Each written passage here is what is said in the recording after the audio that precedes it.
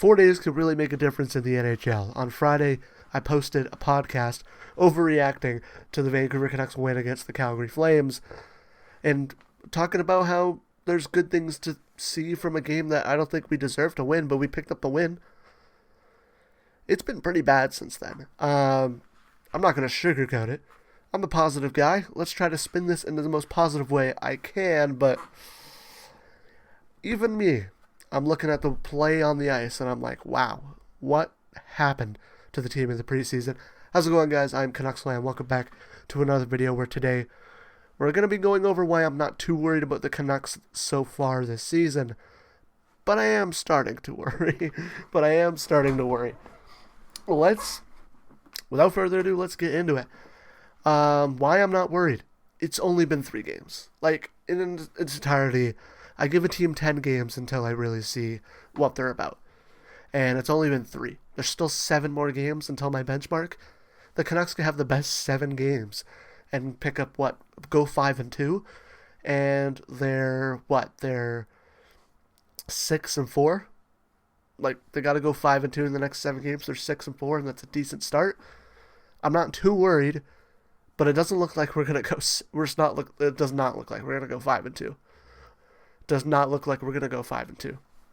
But 1 win, and they're at 500. That's all that really matters right now.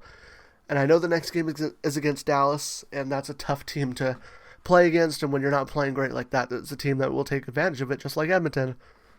But they're 1 win away from 500. If they sneak out a win against Dallas, they play Chicago next. Easier team to play. If they have a good game, they can go and get a win against Chicago, and then you're up to 3-2 is your record. But I can see the Canucks being 2-3 after Chicago. But only 1 win to 500 is fine. It's totally fine. It's only 3 games, right? They're 1 win away from 500. It's not that big of a deal, but it's concerning. The PK and the goaltending are amazing. Thatcher Demko played a hell of a game. Thought Kevin Lankinen was great. I just didn't think the team played well in front of him. The same thing with Thatcher Demko. Thatcher Demko basically almost stole the game against Edmonton for us. Imagine if Besser's goal goes in to tie the game where he missed the net. Imagine that goes in. It's 2-2. Maybe we lose in overtime, but we pick up a point. If Thatcher Demko steals a point for us, that'd be great. It didn't happen. We lost.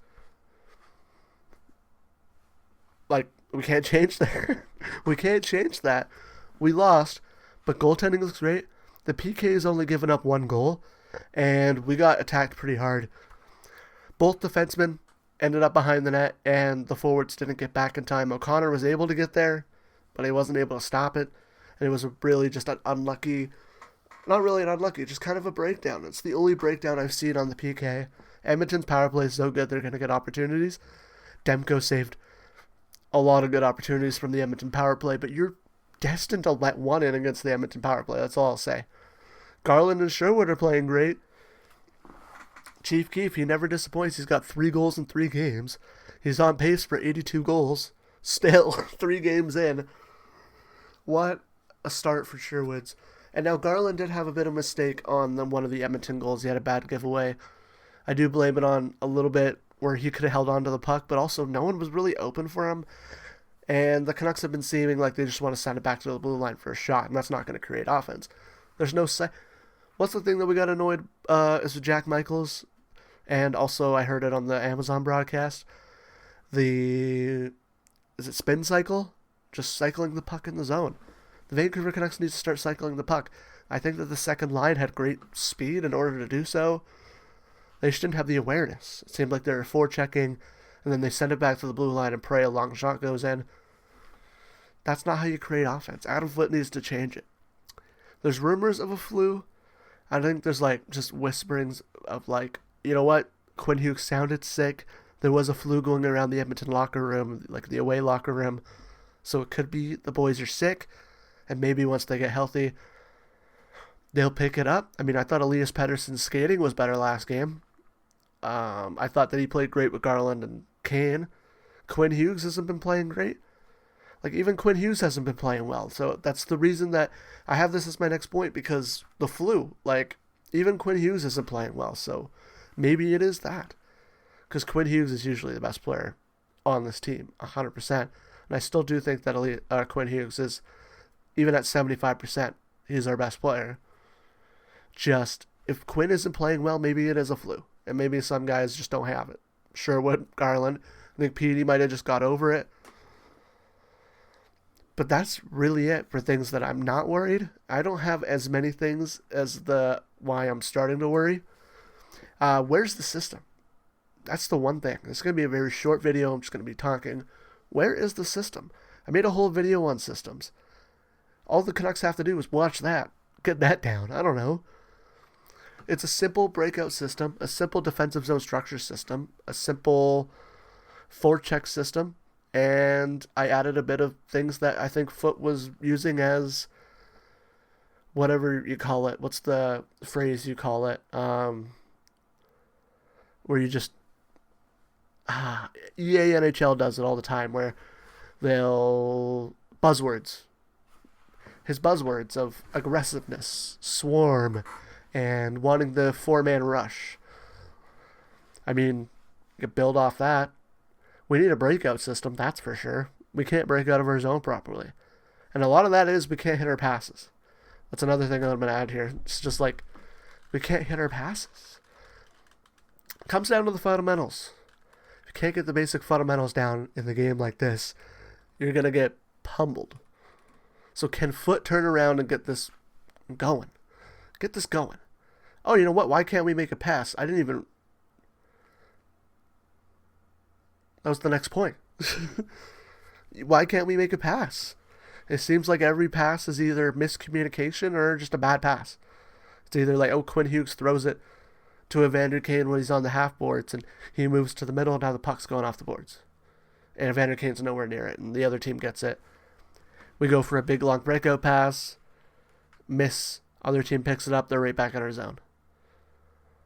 Why are we so aggressive? Why are we not covering our D on offense? Last night, that was a big example. Quinn Hughes dropped in 4 deep, and they got like 3 back, and they scored a goal. Is Hoglander and Bluger the glue to this team? Now, this isn't a why I'm not worried and why I'm starting to worry. Is Bluger and Hoglander the thing that has been oiling the machine to go? Is Hoglander... I don't know. Is he going to help Pettersson? I think that the first thing you do to help Petey is you add a forechecker to his line.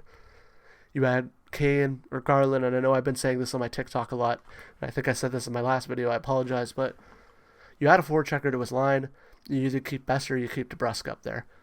You don't move both Garland and DeBrusk up to the first line and move, DeBrusk and Besser back down. I think you got to split DeBrusk and Besser up just a little bit. I say keep DeBrusk with Petey, put Besser with Hedl, and then you have either Garland or Kane. They can both play either side, so it doesn't really matter. Then your third line, Coots is gone, so you move either Ratu up to play with Lekkerimäki, and I would say Sherwood. Ratu, Sherwood, Lekkerimäki. That line did great last with Baines. They did great, which means you got O'Connor, Sasson, unless Bluger's back, and Baines or Carlson or Sasson, right? So I think those are the lines you got to run with.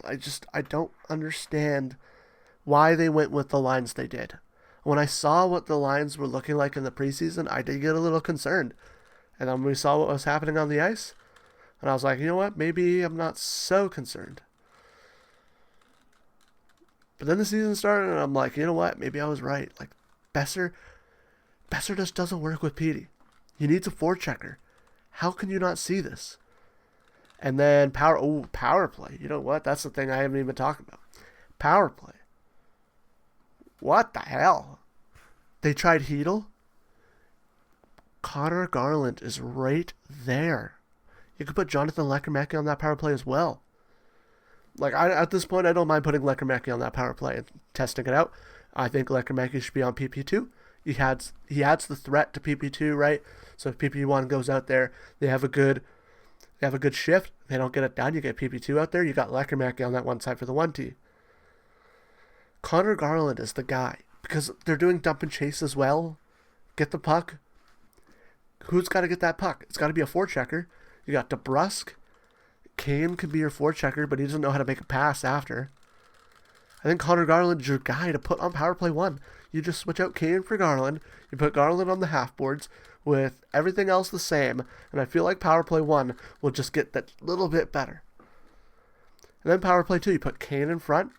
You put Ratu in the middle. You put Hedel on the right side. You put Lekkerimäki on the left side. You put Hronek on the point. And now Hedel can either go to Hronek, or Hedel can go over to Lekkerimäki, or he can go in the middle to Ratu.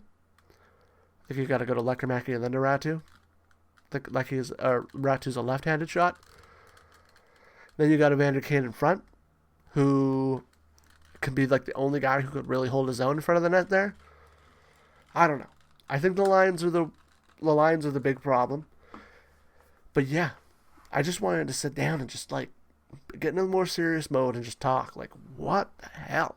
But I'm not too worried, right? Like, all the things that I'm worrying about, I'm like, what the hell? All the things I'm not worrying about, I'm like, right? There's rumors of a flu. Even Quinn isn't playing well. Like, I think there's a flu, and that's why Quinn isn't playing as great. Garland and Sherwood have definitely been highlights. The PK and the goaltending has been amazing, and it's only 3 games in. If the offense and the structure can figure its way out, I think this team can be better. And also, moving their feet, which is also why I think there's a flu. They're not moving their feet as much. You know, you're sick. You don't really feel it in your legs, right? So maybe that's it. But I don't know. What do I know, right? Thank you guys for watching. Apologies that it's a more serious video. I also just started up a new job, so I'm a little tired. And I also had to get this done before I go to bed. So I had kind of hopped in with like limited topics because, I've been very busy. But yeah, Friday's podcast will be a little bit more structured. Don't worry, it'll be structured. It'll be a little bit more fun. We'll have played a game on Thursday, right? The next game is until Thursday, so we'll have played a game. We'll see how that Dallas games go, and then we'll hop into that Chicago game after the podcast. So without further ado, that is it for this one. I've been trying to hit, I've set a goal to try to hit 500 subscribers by the end of this regular season. So if you're a Canucks fan and you enjoy this content and you enjoyed this video, make sure to hit that subscribe button. It means a lot to me. We just hit 240 subscribers. Appreciate every single one of you. Yeah, that's about it. Video up here is the video on your right. It's the video from Monday. The video on your left is the video from Friday. Subscribe is right down under there. I'll see you guys in the next one.